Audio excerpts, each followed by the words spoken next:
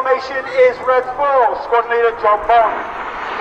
Bond is in his 5th year on the team, having previously been synchro lead.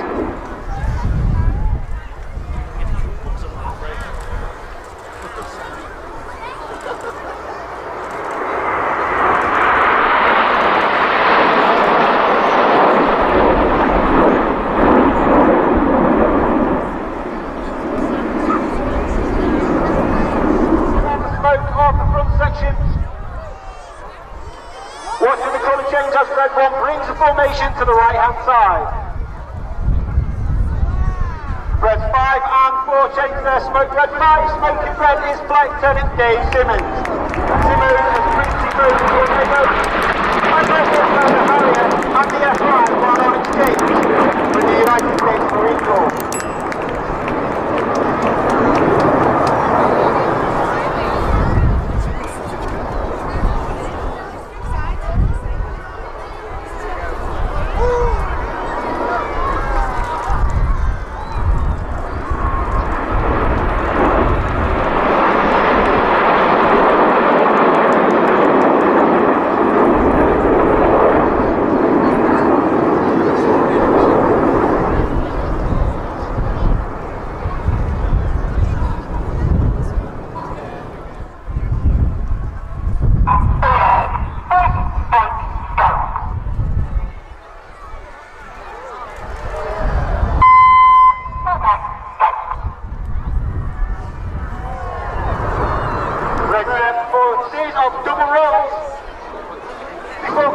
And again, performs the more barrel roll.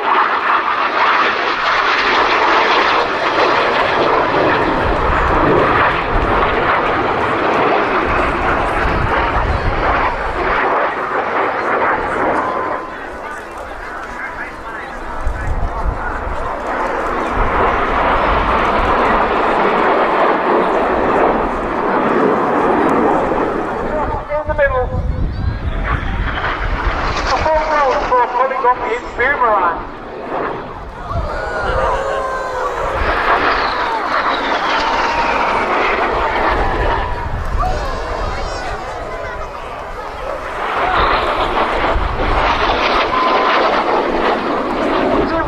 Smoke red as they roll around Reds 4 and 5, but Reds 4 and 5 will smoke blue as they perform barrel rolls around Reds 2 and 3. One of the hardest manoeuvres for the new pilots to master. This is rollback.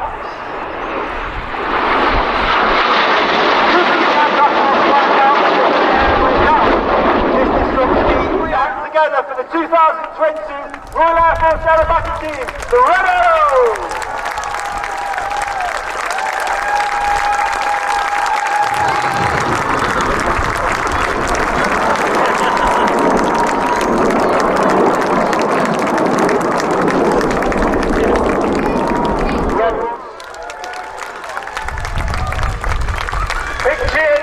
Boys and girls, for the Rebels!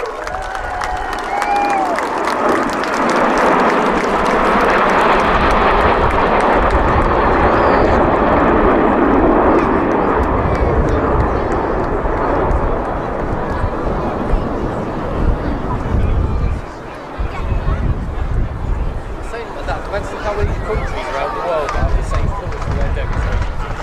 France, UK, you're one in France.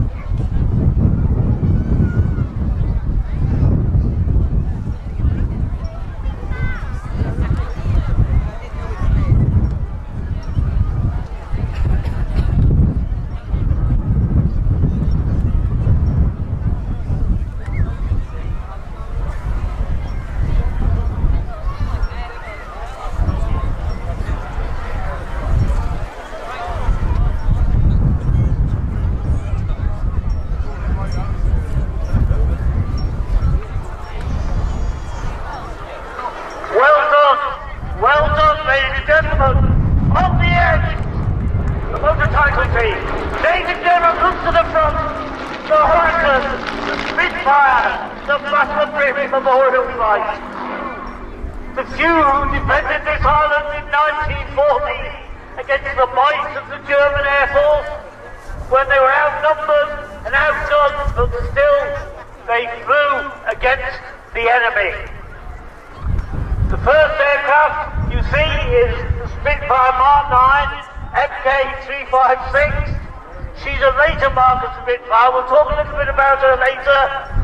And the second aircraft in the line is LF 363, which is one of the original members of the Hurricane LF 363 of the Battle of Britain Memorial Flight.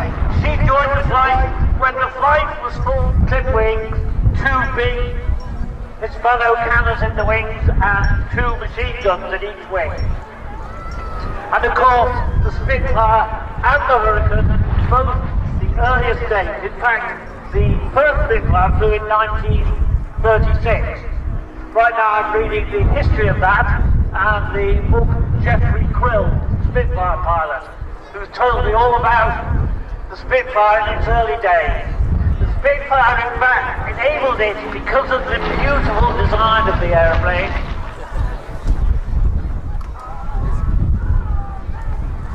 The Hurricane was also used at sea. A lot of Hurricanes were converted to sea Hurricanes, and they had a towing hook, a little hook underneath the back of the aircraft, which was put to the merchant ship when the enemy Condor planes were seen over the Atlantic, and they went up to intercept and to protect the convoys. But of course they couldn't land back on the ship, so used for net duties and also for reconnaissance.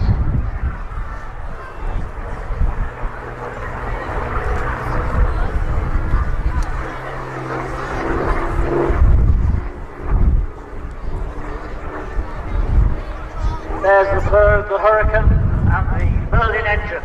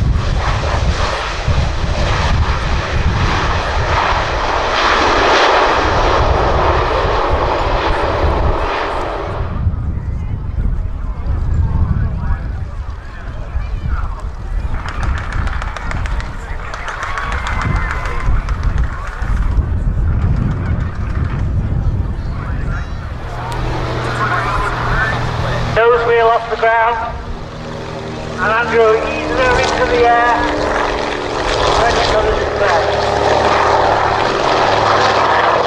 It's amazing to think that this aeroplane was actually originally designed by the Americans as early as 1935. We flew this aeroplane with RAF Coastal Command. Cruikshank's aircraft spotted a U-boat on the surface and actually managed to disable and sink it. But in doing so, Cruikshank himself was severely wounded, as were 2 of his crew. Eventually he had to land the aircraft and hand over service of the aircraft to his co-pilot. And here you see Angelo coming in from the right in clean formation with the wingtip boats off, and the aircraft showing its incredible range. It's amazing to believe that Catalinas like this actually flew from Australia, from Darwin, all the way to Ceylon in the Indian Ocean. Back to the story of Cruikshank. In fact, Cruikshank eventually took over control of the aircraft and managed to get it back into the air and flew it back to his base in Scotland, where eventually O10A, It's a designation for the US Air Force, and it was used as SE rescue aircraft. The original missed pickup was actually lost in the North Sea during an attempt to rescue a downed P-51 Mustang pilot. Due to engine problem, nice flat pass with you, camera enthusiasts at mind.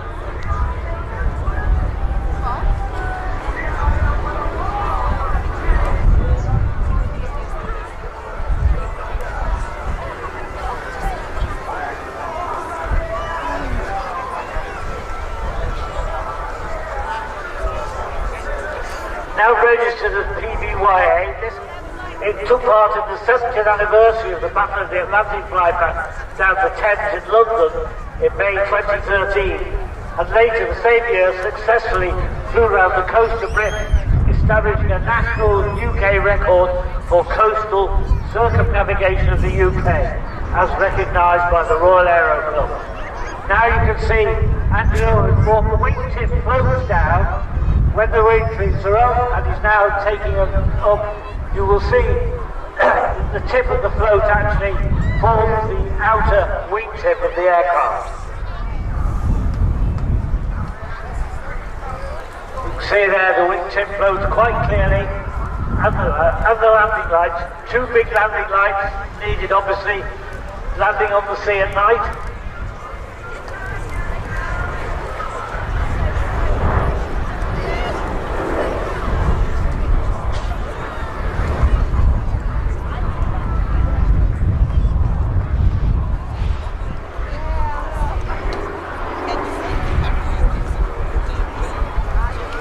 This is the only airworthy Catalina in the UK, and there really aren't that many of them, I think.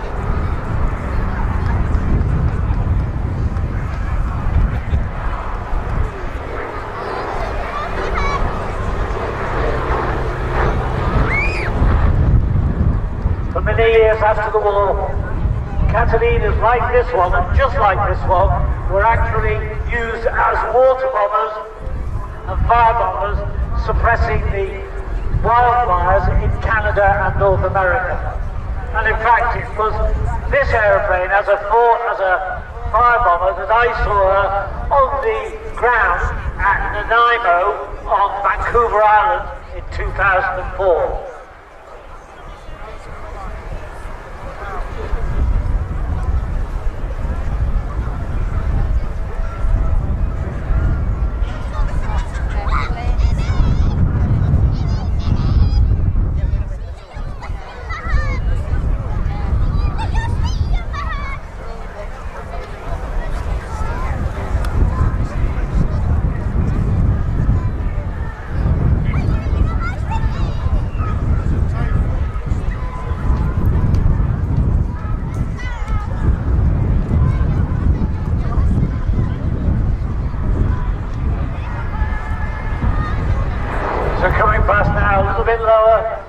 Photographers, a low pass, the undercarriage down.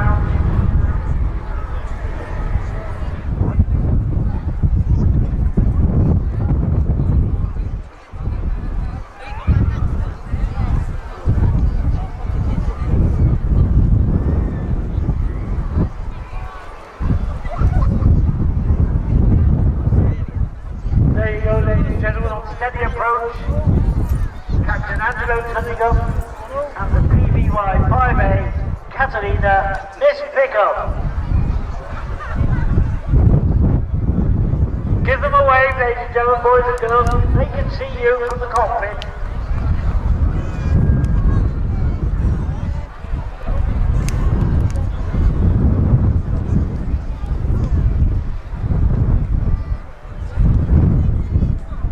Don't forget, if you want to support this wonderful aeroplane, you can catch up. Pulling up, loads of G in the aircraft and airframe, and the airframes are actually designed to plus or minus 10 G.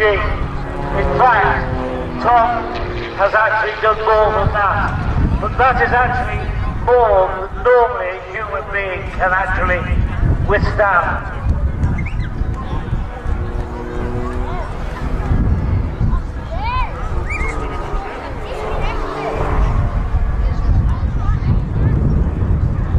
Michael Pickett, as I said, is the youngest person ever to be British Aerobatic champion, and Tom Cattell is in fact the display involved in air displays way back in 1999. He's a Yorkshireman, lives in Yorkshire, lives locally, and Michael Pickett, I think, is based in Cambridge.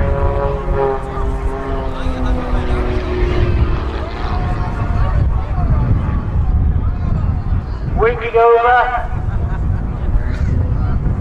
they're coming back together.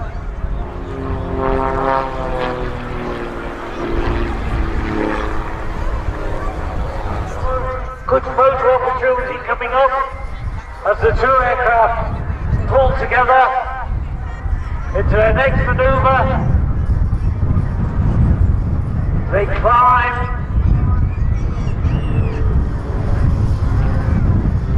Normally the manoeuvres that they do, they actually produce for world championship recognition. They have to actually pull the manoeuvres within a recognised square of space in the UK.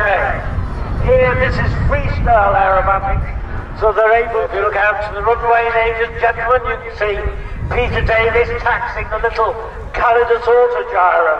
But let's tell you a little bit about Autogyro. They're the most remarkable airplanes. They were the predecessors in the 1920s of the helicopter. Before helicopters, there were Autogyros. It's never a vertical takeoff like a helicopter. It's always a forward motion helicopter and landing. And now you can see he's flying the aeroplane around the sky. So you could go to the Isle of Man if you wanted. Peter was certified as an examiner in the Autogyro, and here you can see, he gives you an idea of some of the performance of this aircraft. I say, remember, this is not a helicopter, but it can rotate, it can hover, just like a helicopter. As he goes down now, pushes the nose forward, he actually rotates the rotor head, and the rotor head, rotating it forward or backwards, gives him the forward or backward motion of the aircraft. Highly manoeuvrable, very useful as a spotter aircraft. And yet it can be thrown hands off. You'll show that later on. He goes hovering up. I flew with Peter in 2009 at an air show, and I was able to take control of the aircraft quite easily. It wasn't a complicated aeroplane to fly, and it's very, very safe because it has no power to the rotor. If the forward motion of the aircraft is hindered, in other words, the engine that drives it forward stops, the aircraft will just rotate and automatically rotate down to a safe landing. Little bit of crazy flying there from Peter, show you the manoeuvrability of the aeroplane.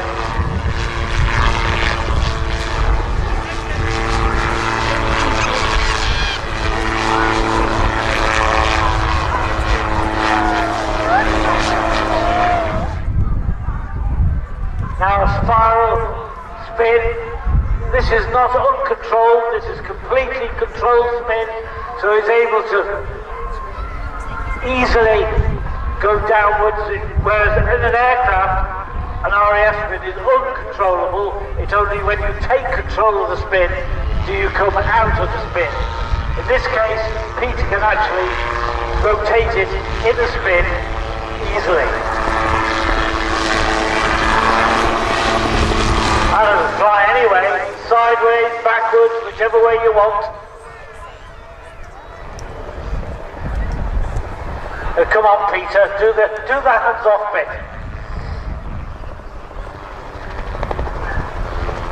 There he is. Wave to him, ladies and gentlemen. Wave to him. We can all see. Look, both hands off the controls there as he's waving. Give him a wave, boys and girls. bring it down slowly, and there almost a vertical landing, not quite, and afterburners mean jet noise, the sound of freedom.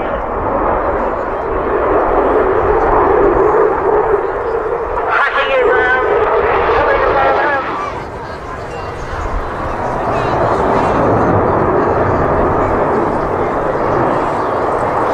Giving us some height.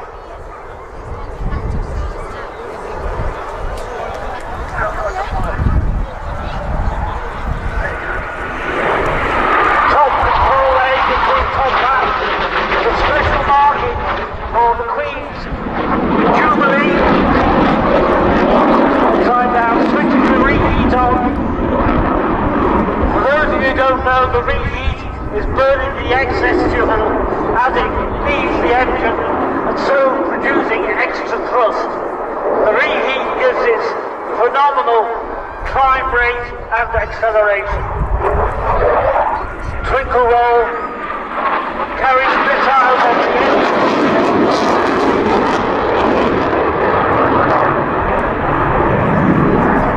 Typhoon.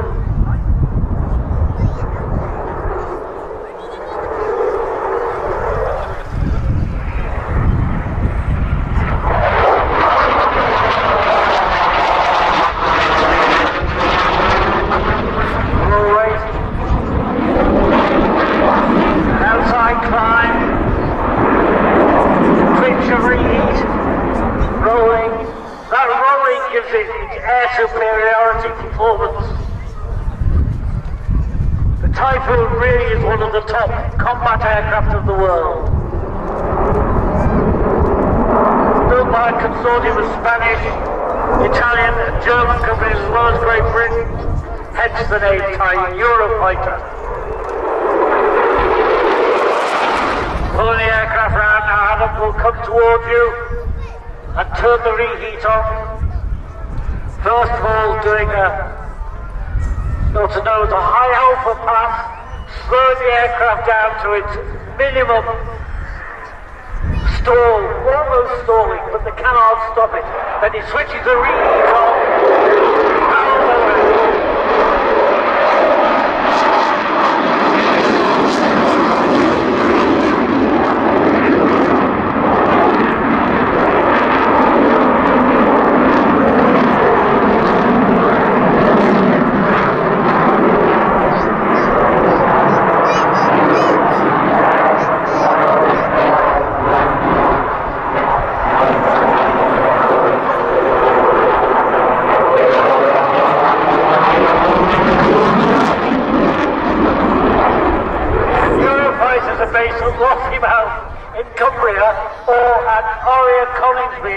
Where you can go stand on the end of the runway with a little parking area where you can park your car and have your sandwiches and spend your day watching Typhoon taking off and landing.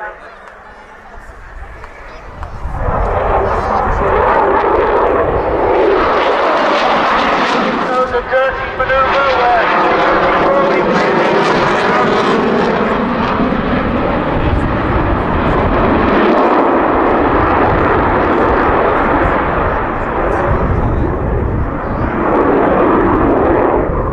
imagine the RAF Buckingham Palace when we had these aircraft in 70 formation flying over to pay honour to the Queen earlier last week.